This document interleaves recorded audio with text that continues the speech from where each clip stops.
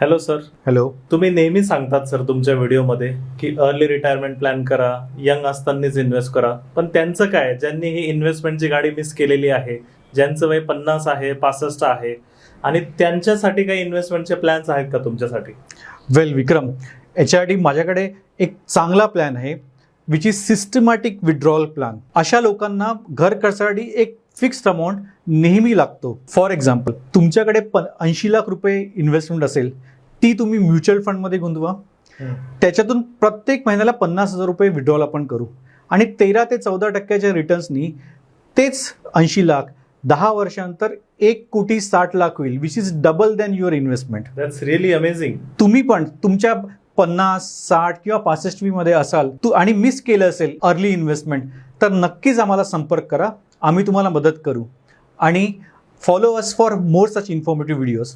Thank you.